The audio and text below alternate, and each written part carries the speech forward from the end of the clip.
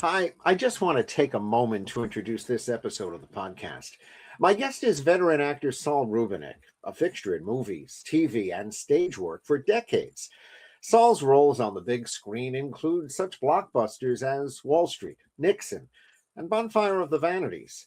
He's appeared on such popular shows as Frasier, Star Trek The Next Generation, and as Dr. Saul Funkhauser on Curb Your Enthusiasm. I was trying to curb my own enthusiasm by landing this interview.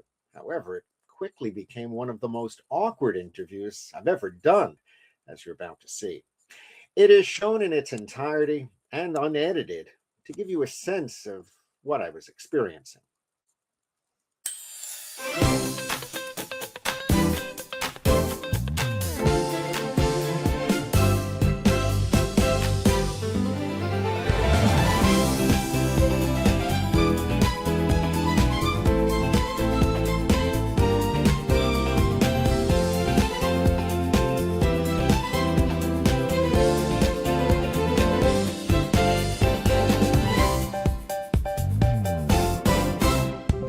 Hi, I'm Jerry Barmash, and this is Here Now the News.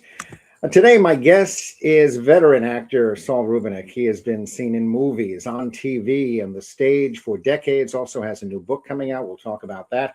Recently performed a one-man show playing Shylock in Brooklyn, and he'll be bringing that to Montreal soon. And it is great to have you joining me today, Saul, on Here Now the News. Hi, nice to be here. Oh, so now for those who have not seen the show playing Shylock, it is simply put a show within a show. It deals with anti-Semitism. Can you explain a little about it? I'm going to explain a very little about it because I Okay. do these interviews normally about playing Sherlock in order to get an audience to see it, Jerry. Good. And right now, that show, after 7 weeks, has finished its run. It was a limited run that we did in Brooklyn off Broadway at the Polanski Shakespeare Center. I'll tell you about the premise of the play, which is fascinating. And then I really would like to move on to why I'm really here to talk to you, which is about my new book, all in the telling a somewhat true story, which is really my main focus of getting the word out about it. And I'll tell you why I want to get the word out. And it, believe me, is not to make money off the book, although that would be nice. But there's other reasons that are kind of interesting about why I want to get the word out about that, that are interesting, I think, to going to be interesting, I think, to your listeners. Playing Shylock is the premise is that the audience comes in. They know they're going to see a one-man show saying playing. It's called playing Shylock, but really, as soon as they walk into the theater, the audience is cast in a role, and I can explain that because immediately you're going to hear announcements in the theater of Hmm. the second half of Merchant of Venice will begin shortly. What? Are we in the wrong theater? They're showing something called Merchant of Venice. 90% of the people who come maybe know that's a play by Shakespeare, but they know that they're here to see playing Shylock, whatever that is. And now they're being told that the second half of Merchant of Venice is about to begin. So there's a lot of interesting confusion that happens and some laughter from people who know or have a guess of what's going on. Pretty soon, the announcements are the second half of Merchant of Venice will begin in 10 minutes. The second half of Merchant of Venice will begin in 5 minutes. Please take your seats. And the second half of Merchant of Venice is about to begin. Please take your seats. And this very dramatic music starts. Now, when the audience comes in to the theater, they're looking at a set which looks interesting because it's got a very long kind of judge's table and a chair behind the table and a couple of other chairs, like a witness chair and maybe one other chair. There's a back wall behind this, which is cracked, big, like marble wall. And beside the wall, on the sides, are graffiti, anti-Semitic graffiti, Hmm. and and rubble. It's as if the wall behind this room, whatever room this is having difficulty keeping out whatever is behind it, which seems to be anti Semitic stuff. But really, and the main thing that you're seeing is a giant cross, crucifix, 30 feet that hovers right over the set across the stage. The giant Christian cross. And what this actually is, the audience will find out, is the second half of Merchant of Venice, played by Shakespeare, which includes the trial scene, which is a very famous scene in all of the Shakespeare canon. So what they're looking at, even if most audiences don't know what they're looking at, but they'll find out what they're looking at, is the trial scene from Merchant of Venice, beautifully designed by Sean Kerwin, our designer, with this giant cross. Very provocative. So the music for the second half starts, and then you hear this argument backstage, some kind of kerfuffle. And out of a side door, depending on the theater, an actor comes on stage, and he looks like he's a refugee from the Satmar Hasidic community in Brooklyn. He looks Hasidic, black hat, side curls called payas, long beard, black coat, shoes. It's actually a replica of early 20th century Hasidic look, but the audience won't know that. They'll just think it looks like a Hasidic Jew that they might see in a Jewish community in whatever big city where there are those communities. And this character, who's played by me, is in the middle of an argument with people backstage. And he comes on stage and he looks up to where the lighting booth is and the stage manager, and he makes a cut gesture, and he's saying, "Stop the music, stop the music." And I really need to stop the music, stop the fucking music, which gets a laugh since this Hasidic looking Jew is saying fucking, and the word fucking, and also, and he stops it. And he basically is saying basically the premise is this actor who's playing this character Shylock, which most of the audience doesn't know who Shylock is, but he explains that there isn't going to be a second half of Merchant of Venice. So now the audience is as if they've come back from intermission for this play. They've seen the first half of the show, and this actor played by me explains that, "I'm sorry, I've just stopped this. There's not going to be a second half of the show," because at intermission, he explains, everybody backstage was staring at their phones, and a press release was released early. And those people who know something about press releases will understand that it had the word embargoed on it, which basically means not to be released until a certain time. It wasn't supposed to be released till tomorrow, but it was released early for whatever reason. Not only early, just an hour ago. And it wasn't, certainly we weren't supposed to know about this. Maybe we would have gotten as actors a call from the theater administration that evening before the rest of the world found this out tomorrow. But essentially that the theater has decided to cancel the rest of the run of Merchant of Venice. And eventually this actor reads the statement by the theater, which is essentially that because of rising anti-Semitism, they think it's inappropriate to continue putting this play on, that they don't think it serves the safety of all segments of their community. And this actor does explain quite simply to the audience that if you don't know Merchant of Venice, then I'm going to explain what this is about. The Merchant of Venice is a Christian Antonio, owes money, 3,000 ducats to the moneylender, to the Jew, to Shylock, which is me, can't pay his debt. And so this character Shylock, who's the Jew, the moneylender called Shylock, wants his collateral, which is a pound of Antonio's flesh. And he says, "That's right, you heard me, it's a pound of flesh. Have you got a problem with that?" He asked the audience. He said, 400 years, the audiences have had a problem with that. And he says, "Fuck him, I've got my reasons." And he explains the court of Venice has a problem with that. And they try to talk him out of it. But the court is rigged by the Christian court. It's rigged because the judge is not a judge. The judge is this merchant who owes me money. It's his friend's fiancée named Portia, who's dressed as a man, and she's pretending to be the judge. And essentially, her verdict is, I don't get my money. I don't get my pound of flesh. What I get is forced to convert to Christianity. And that's what the audience is missing in the second half of the show. And then I explain that I decided, after reading this press release, which was released a day early, that fuck them. I'm not doing the second half of the show. I'm going to go out to the audience. I'm saying, why would I, in the character's name that I'm playing, the actor who's playing the role of Shylock, the moneylender, the Jew, is Saul Rubinek, my name. Why would the child of survivors, which is what Saul Rubinek says he is, why would he be doing an anti-Semitic play? Why would he be playing an anti-Semitic character?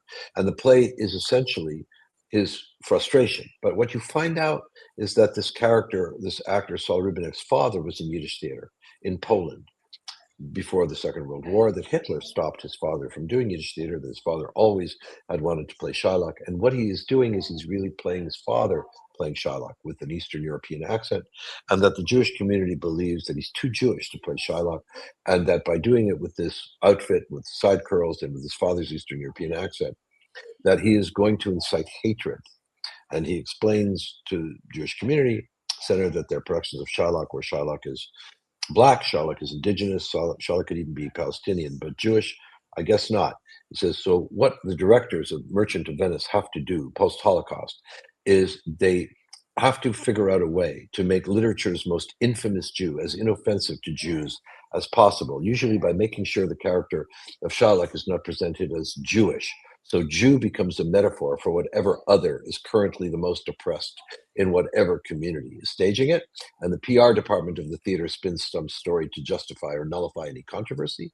And the theater does outreach to stop the local Jews from complaining. And so they invite a rabbi, no, they invite a survivor or to a forum or a talk back about the horrors of anti-Semitism. And then finally, a production of Merchant of Venice is declared kosher. And he says, is there any play from any era that requires this kind of ritual apology before staging it? That's the premise of the play, is that this actor is stopped by his own community from being able to honor his own father by playing this character of Shylock. And that's it, man. I'm not talking about it anymore. You got it. You got my monologue about it. What I don't want to do, Jerry, what I don't want to do is to continue to talk about it. But you got the premise. You see how controversial it is. You see how provocative it is. And I'm going to be a little bit selfish here. And I'm going to say, I don't want to spend all our time together talking about a show that's already finished selling tickets. It is coming again, right? It's going to be in Montreal. It's coming in Montreal between, and hopefully in other places in the world, between January 18th and February 6th for 3 weeks at the Siegel Center in Montreal. Yep. And I'm hoping that people come see that. But I really don't want to talk about it too much because I'm finished with trying to sell people the idea of coming to see the show. But I do want to honor your question, and I do want to respect you as an interviewer. And I that's pretty cool, pretty much what it's about. Just one thing about it. You said the character Saul Rubinek. How much of the character and the actual person? Not telling you.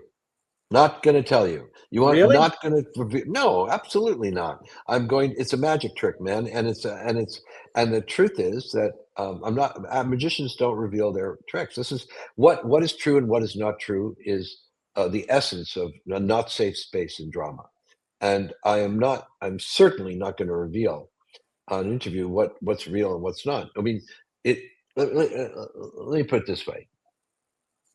Years ago, I was interested in a project called the Briek Scandal. And if you look it up, BRE-X, it was the largest gold mining scandal in the history of Canada in the 20th century. And it helped the fall of the Suharto government. And it bankrupted the Ontario Teachers Fund, this gold mine scandal that happened in Indonesia. And there were and I was working on a fictionalization of the story. And I was encouraged to continue working on that because of the reviewer of the Globe and Mail, which is essentially Canada's New York Times. The Globe and Mail newspaper, the reviewer reviewed 4 nonfiction books at the same time about this, that had come out all at the same time about this Briek scandal. And he said something that I'll never forget, this reviewer. He said, he gave good review to all these books. And he said, but the thing is that one day somebody will write a novel and get at the truth. So what is true is what's underneath the play. The actual truth of how much of Saul Rubinek has been fictionalized in the play, how much is real, is part of the magic trick of the writer and me as an actor and the director and the designer and all of us, a community of people that created it.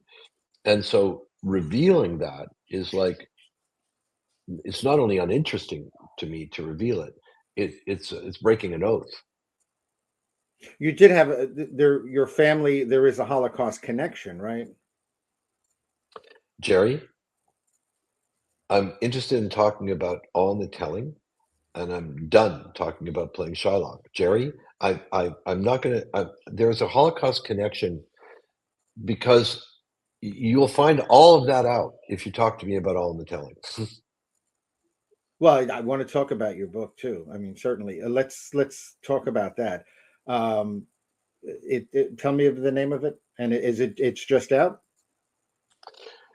Yeah, it's called All in the Telling, a somewhat true story. And I'm being a little bit aggressive here because the truth is, you're going to find out the answers to your questions, but you're going to find them out in the context um, of me talking about this book because I've got an objective here, which I am not ashamed of my, my family made a T-shirt for me, Jerry, and the T-shirt has on the front ethical, and on the back it has opportunist.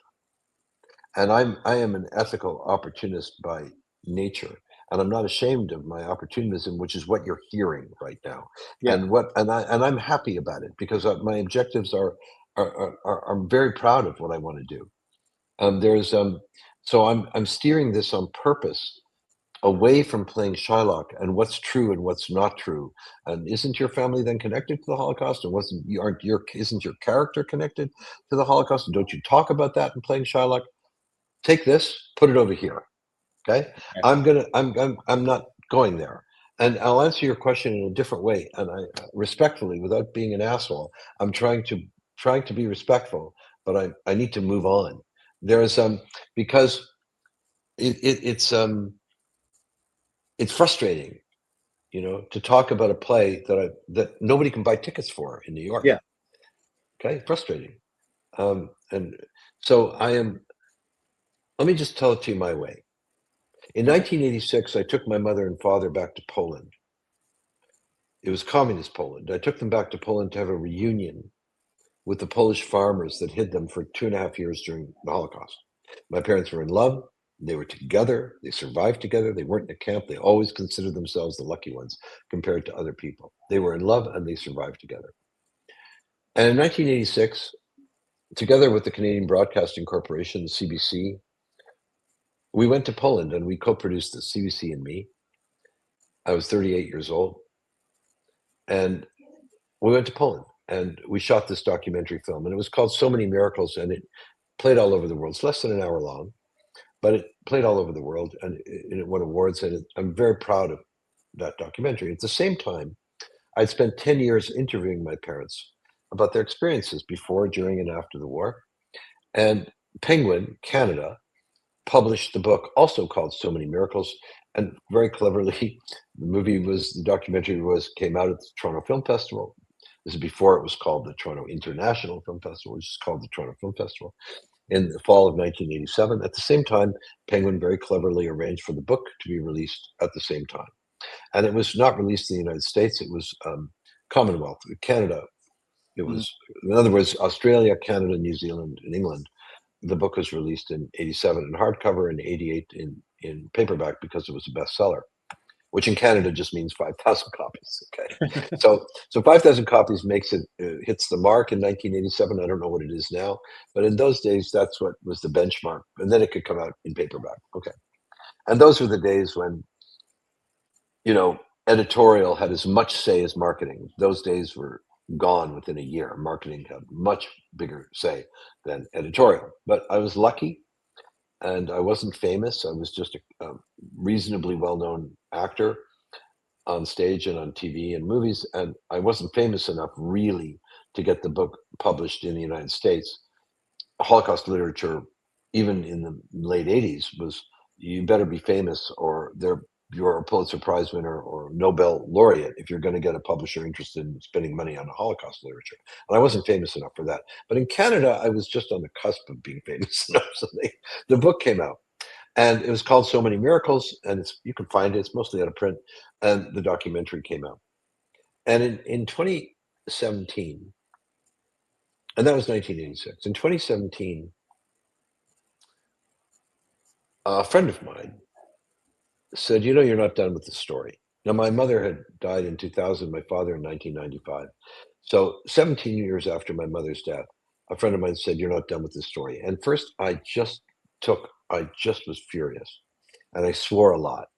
And my friend said, "You see how defensive you are?" You know, I said, "Fuck you. I'm done. Spent 10 years interviewing my parents. I took them back to Poland. I made this documentary film. My parents got to show that to their friends and neighbors. My dad was in the hospital with cancer. He could show it to doctors and nurses to humanize himself. And I did what a Jewish son is supposed to do. Leave me the fuck alone." And he said, "Saul, you've told everybody's story but yours. Hmm. You haven't told your story, and you haven't told your daughter's story, and you haven't told your sister's story, and you need to tell it." And I swore for a little longer, but I knew he was telling the truth. Now, this guy who was telling me this I had directed a one-act play of his in 1994. And then my wife, Eleanor Reed, and I helped develop this and convinced him to write his first screenplay. And the one-act play got turned into a screenplay called Jerry and Tom. And Jerry and Tom took a while to get produced, but it did get produced. It did get money, and it was at Sundance in 1998. And it starred a very young actor that was unknown called Sam Rockwell, Hmm. and also Joe Mantegna and Charles Durning and Ted Danson and William H. Macy. And that movie launched this playwright whose name was Rick Cleveland. He's called Rick Cleveland because he was one of several Ricks that were at Second City in the late 80s. And he was from Cleveland. His original name was Scheinman, but he became Rick Cleveland. And Rick Cleveland then, because of the reviews and because it was Sundance, then went on pretty quickly to work in television, where he worked on a little television show where he won an Emmy. The television show was called The West Wing. And he and Aaron Sorkin won the first Emmy Award for The West Wing. He went on to write for 6 Feet Under, for Nurse Jackie, for House of Cards, and he became one of the best known writers of televisions in America, and celebrated too, and for good reason, and remains a playwright. And so when I'm being told by a friend that I'm not done with this story, I had to listen to Rick Cleveland, because he's an accomplished professional writer and a great writer at that. And Rick said, "If you write the play, you need to write this play, not a book." He said, write a play. I'll be your dramaturge," which is what really pissed me off, because now I had no outs. I had no way to escape what he was telling me as a friend was deeply meaningful to me. Mm-hmm. And I didn't want it to be, Jerry. I didn't want it to be. I was done. I was done. Leave me alone. But then I got this role in Hunters with Al Pacino, where I was playing a vigilante. Hunters was a series that came out early 2020, right before COVID, but we shot it in the summer of 2019 in New York. And where I was playing a Holocaust survivor, my wife was Carol Kane. We're both Eastern European Jews in the 1970s, part of a team of vigilantes of all nationalities that are hunting Nazis and bringing them to justice. Very interesting show. And because I was playing a version of my father, one, I think this is the reason. And two, because I was in New York and seeing a lot of theater on my days off. And my home was normally LA, where I wasn't seeing a lot of theater, but I was in New York. I think it had taken, he told me in 2017 about this, Rick did. And now it was 2 years later, and I couldn't make headway on this, even though I knew he was right, And it was when I was playing this role of my father's accent, and playing this role of a survivor, not the son of a survivor, playing this role of a survivor in a really well-written series, and working with the great Al Pacino, and who asked me a lot about my father, and who saw my documentary film and was using some of my father's accent in his own accent. And I wrote it in a week, the play. Now, I can tell you this, any damn fool can write a play. Not any damn fool can rewrite a play. And the difference where it separates, the men from the boys, the girls from the women, where it separates the amateur from the professional, I guess, is in the word rewrite. So then I spent the next 6 years rewriting it. having workshops with actors and finding a way. Once I got it out, then I had to figure out a way to do it. I immediately, once I got it out, found a producer, eventually found a director. In fact, I'm going to Canada in 3 weeks to have a second workshop on the play with a wonderful director whose name is Chris Abraham, who is the artistic director of one of Canada's most important small theaters. It's called Crow's Theatre. And the producer of Playing Shylock, whose name is Corey Ross, whose company Starvox Entertainment produced Playing Shylock, is also producing my play, which is called All in the Telling, a somewhat true story. And that has become a real thing. But I immediately, when I wrote the play, being ambitious and being the ethical opportunist that I think I am, I immediately wrote all of the miniseries, all four. It was a 4-hour miniseries in my mind, and told a further story. And I wrote all that. Once I wrote all that, which, without getting paid for any of this, I just wrote all that. And then when I had the miniseries and the play, at least in the form that was in, I realized there was a book there. So I spent the next year writing a book and decided to self-publish because my experience with this in So Many Miracles in 1986, trying to get So Many Miracles published by American publishers, was that I simply wasn't famous enough, and I was just going to be wasting my time meeting editors who were going to be asking me what the hook was, when in fact they have entire marketing departments who can tell you what the hook should be. But I didn't want to waste my time doing this, because if there was a miniseries on HBO or Netflix, or if my play was on Broadway, they'd come to me for the book. But in the meantime, I just wanted to get it out there. And the reason I wanted to get it out there, and the reason I want to talk about it, is I'm seeding the ground here, because I don't expect to make money off the book. I also did the audiobook. I performed the whole thing it's on audible.com. But I really want the word to get out there about it, because what I'm trying to do is seed the ground for the play. We'll get right back to the podcast. But first, I want to tell you about my book, Here Now the News. I spoke to dozens of industry professionals for a fun look at the TV news business in New York. Here Now the News is entertaining and enlightening, with dozens of stories about the legends who delivered the news night after night. Pick up your copy on Amazon, available in paperback, Kindle, and my own narrated audiobook version. Because I'm hoping if the play gets on in the next 18 months in Toronto, I guess first, and maybe if it's successful, we can take it to New York, and maybe we can tour it. And maybe by then I'll be able to find the money and the names that would be required to be able to finance, a period miniseries about this subject, which is very difficult. I mean, it's difficult to sell anything, but that's okay. So the more people that know about the book, and you never know, there might be a philanthropist, there might be a Jewish philanthropist who reads it and knows my ambitions. There might be an audience member who says, "Oh, that play is in town," from the smallest reason, buying a ticket to a play that might be on in your city in 2 years, or from somebody who may have influence in other areas to be able to help my ambition of getting the play on properly, or the miniseries financed and seen, is in order to get the book out and get the word out about it. Because my purpose in writing the book is to reach out to all nationalities. Because although the book is a comedy, I wouldn't really call it a Holocaust comedy, because that's a bit offensive to say. But the book is about how that documentary and that original book got written.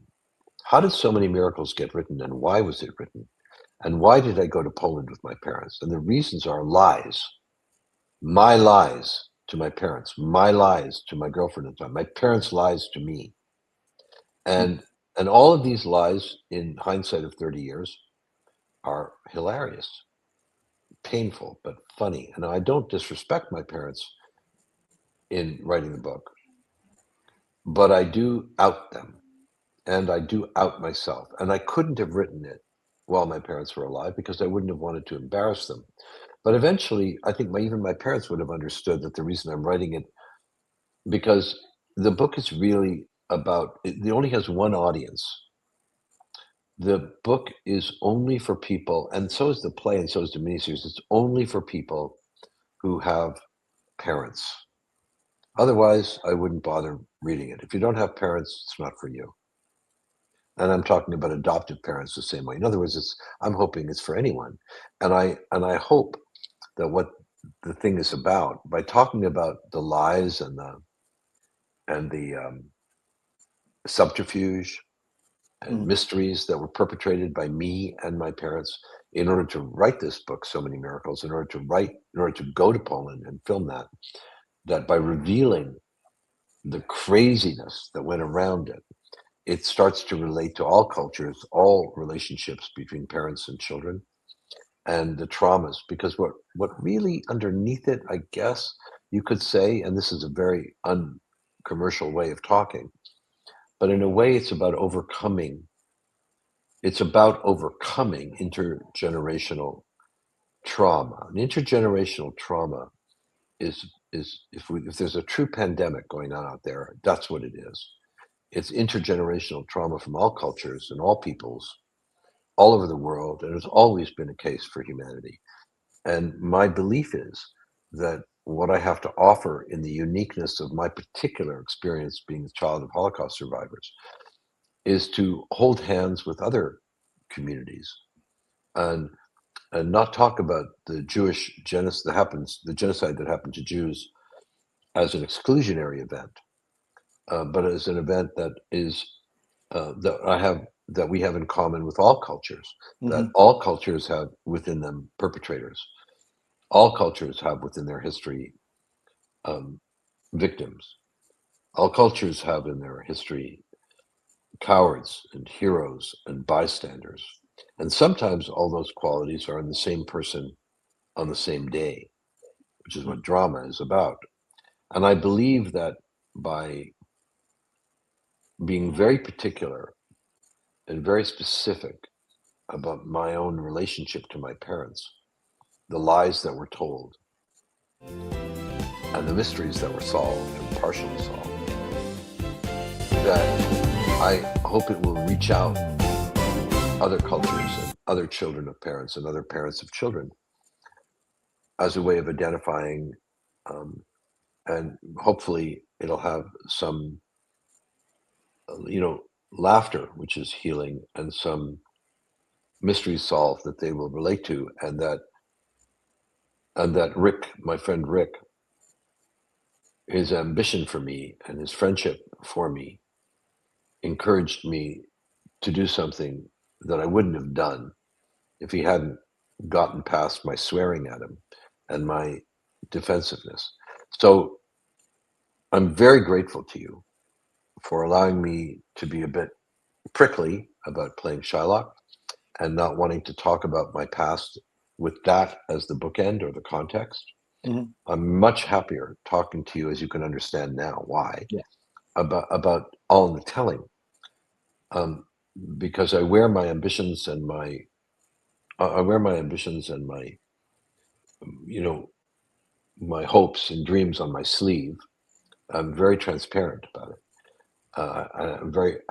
I'm eager, to continue to tell the stories that I want to tell. And of course, there's a relationship between playing Shylock and this, because in playing Shylock, my character of Saul is honoring his father in a way by playing the character of Shylock as if his father were playing it, because his father never got a chance to play it.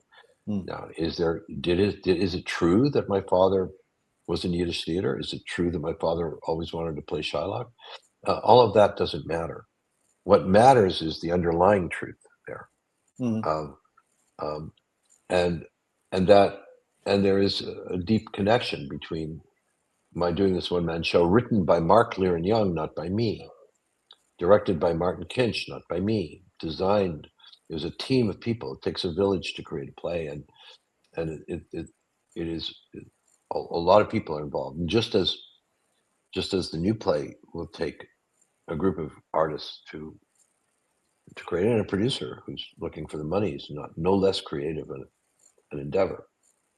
Thank you for letting me have this monologue for the last few minutes, because No. I figured I'd answer a bunch of your questions with what I have to say about this. Oh no, of course. I'm on every word listening to you. Um, was it cathartic to write the book? Yeah, it remains so, because I just realized there's a chapter that I left out. When you're self-publishing, it's really easy. You just to put in a missing section, Hmm. and so I can't do that with the audiobook. Too hard, because you have to go through a lot of hoops before Amazon and Audible will accept the engineering of your recording. And although it's not impossible for me to put the new section in, I am in the middle of writing a new section about how I became an actor and my violent childhood in Montreal, which for some reason I left out. And other people told me you can't leave that story out. So it is cathartic now, in the sense that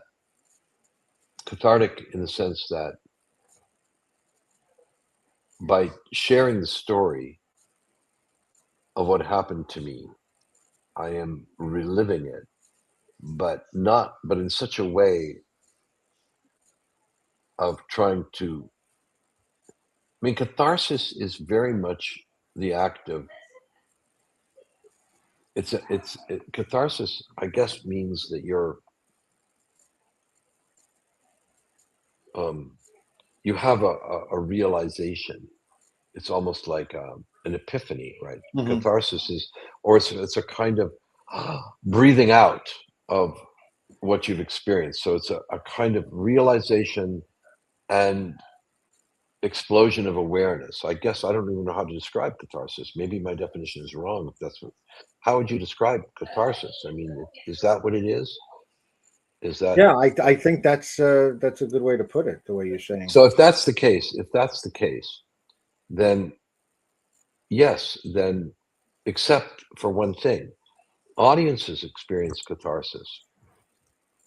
Um, I think I'm not so sure that catharsis is experienced by the artist. When Oedipus finds out that he's screwing his mother and killed his father, he has a realization.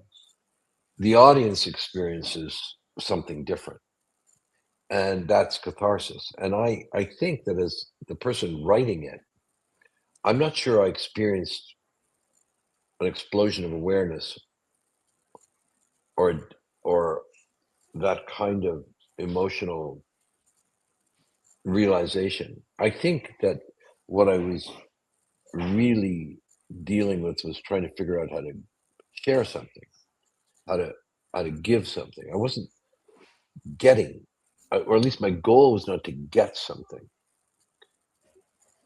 It was to give something, and it was in the act of sharing a story that I do get something, which is that satisfaction sh- of reaching out and saying we're not alone.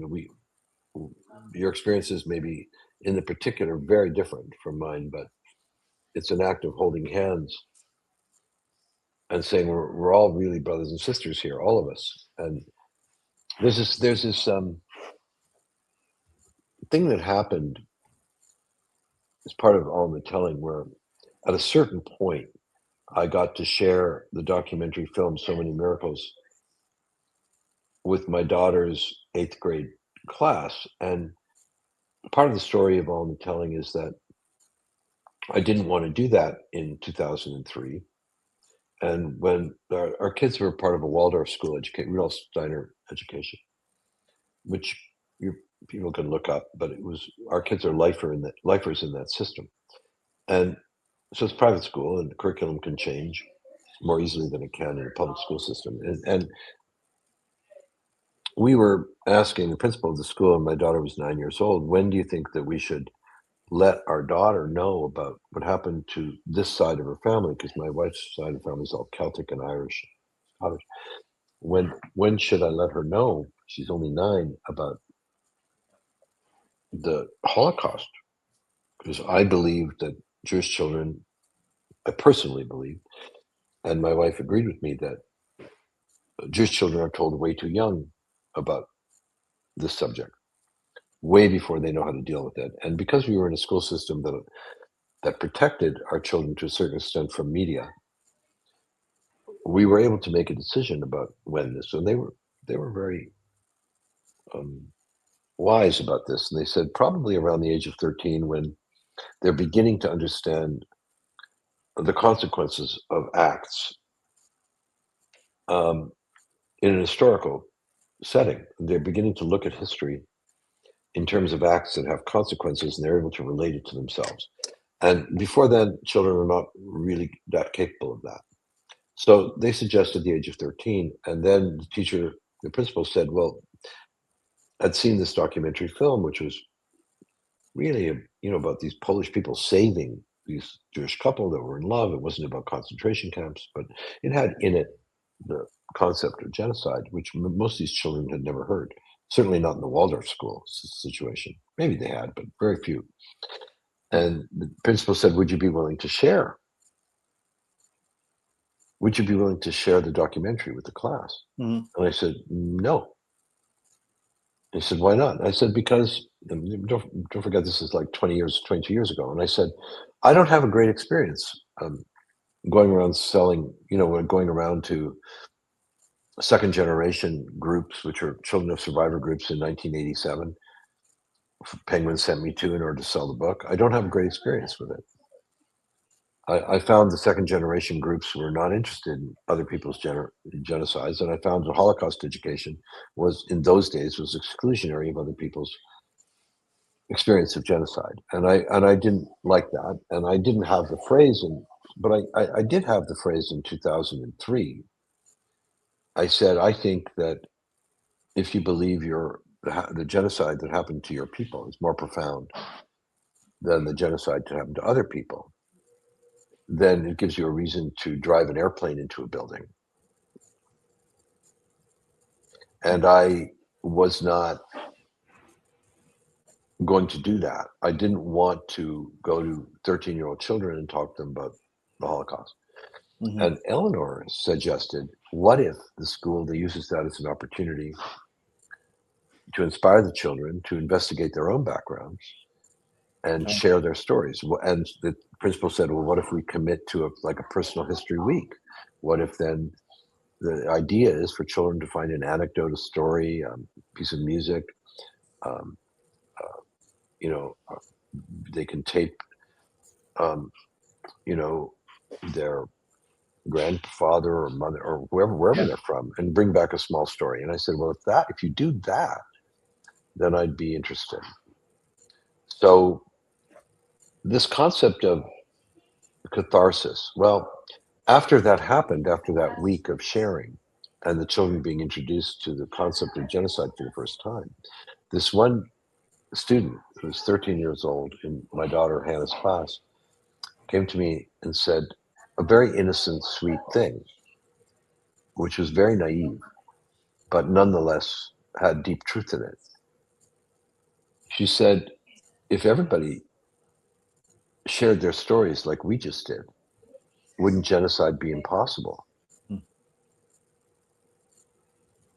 I said, I think so. I think so. But it was such a sweetly innocent thing to say, but there's truth in it. And so I'm not saying I wrote a book to stop genocide. I'm not insane, but I am somebody saying, I think that the more I spent my life, 70 of the 77 years that I've got, telling stories. And I'm privileged, very lucky to be able to have done that with my life. And I know that sharing stories is a way to get together. I'll tell you one other story from all the telling, and it's actually a story I lent to Mark Lear Young, the writer of Playing Shylock. My grandfather, my Zeta, discovered that my father was an actor. In 1936, when my father was 16, he cut off his side curls his payas, and he went into Yiddish theater. So my Zeta found out that his son was an actor. And the night that he found out that my father was an actor, he waited for him to come home. My father was late because he was doing a show. But my Zeta, he waited in the dark. My poor 16-year-old father finally came home 1 o'clock in the morning from doing a play. And from the dark, my Zeta is, wie ist es möglich, as Mazin can gain a so weit from God. How is it possible that my son, can go so far from God? He said what my father was doing was indecent. He said it was a sin, an avera.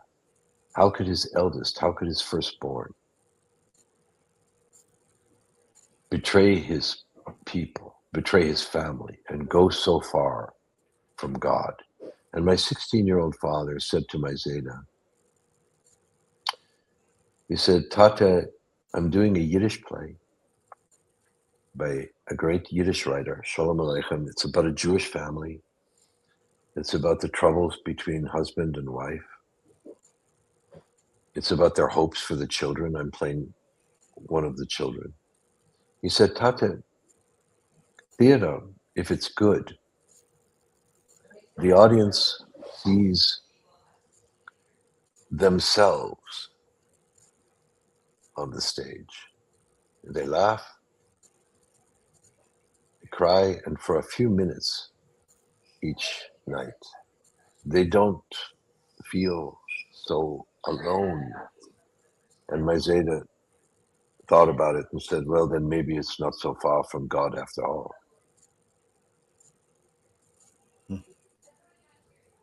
Was that Fiddler on the Roof? That's Saul Rubinek. No, I know, but was he talking about Fiddler on the Roof? Fiddler, what my father was talking about Fiddler on the Roof didn't exist. Fiddler on the Roof is a play, a musical. Based on from his based writing. on Shalom Aleichem's stories about Tevye the dairyman.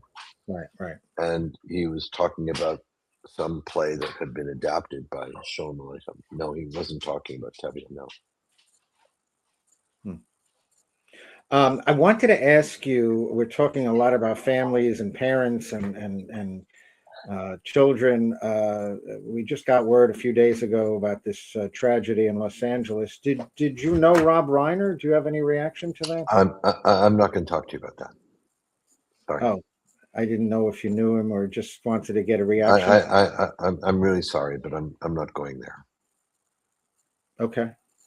I just was curious if you knew him, if you had to, I understand what you're curious about. I'm just trying to explain to you that I'm not going to talk about news on a podcast. Okay.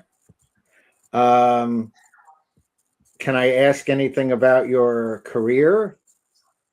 Yeah, you can talk about my career. Absolutely. What I won't do is talk about news and my reaction to the news like I'm a pundit or like I have something to say that's different from anybody else. And my private thoughts about tragedy are not for public consumption. Okay. I had to ask. Did you have a favorite? We mentioned at the top various movies and shows that you want. Was there any either actor or director that you preferred working with, that you had special affinity for? Jerry, we've been an hour together. Okay, you're recording this. We've been an hour together. I think that I've been doing this for I've been doing this. You're going to find me so difficult to deal with, right? I've been doing this for a long, long time. I've met a lot of people. I've worked with a lot of people, and I have I have lots of stories about Clint Eastwood and Jack Nicholson and the range of movie stars that I've worked with. Many stories. We could probably be here 4 or 5 hours, and I wouldn't be done. And I wouldn't be done because I've been doing it for so long. Okay. And for me to start to parse all of these stories right now is not what I want to do or can do, because it's like all that would happen is you'd get a few headlines, from me, and they'd be shallow and not work. And I would feel that I'm not respecting. That I feel like I'm name dropping. I feel like I'm not paying respect to the profound influence that many of these people had on my career and my life. And if we were doing a specific interview about Clint Eastwood and Unforgiven, if we were doing a specific interview about working with Jack Nicholson or Jeff Bridges, if we were doing a specific interview about having worked with Brian De Palma or working with Oliver Stone or what it was like working in the theater, I'd be happy to go into depth about each one of those things. But I've explained to you that selfishly, I wanted to spend an hour talking about All in the Telling, rather than trying to glide and surf on the top of the water about certain highlights of my career. And I really respectfully declined to do it. Okay, understood. Well, I appreciate you coming on and talking to me today. It's been a thrill to have you on and get to talk about your new book, and I'll have a link to that as well. I'm very, very grateful to you, and I'm sorry if I've not been the easiest person to talk to about some of the subjects but you want, but I'm not that sorry. I understand. I understand. Thank you. Thanks for again spending some time with me today. I'm grateful to you for letting me do this. Good luck. Thank you. All the best. That's Saul Rubinek. We'll have a link to the book, and I'll tell you again, it is called All in the Telling, A Somewhat True Story, Saul Rubinek. And we'll also have a link for his show that's going to be in Montreal, playing Shylock. And if you have any ideas for stories, comments, anecdotes, anything you want, send me an email at Here Now the News, JB at gmail.com. And we'll see you next time on Here Now the News.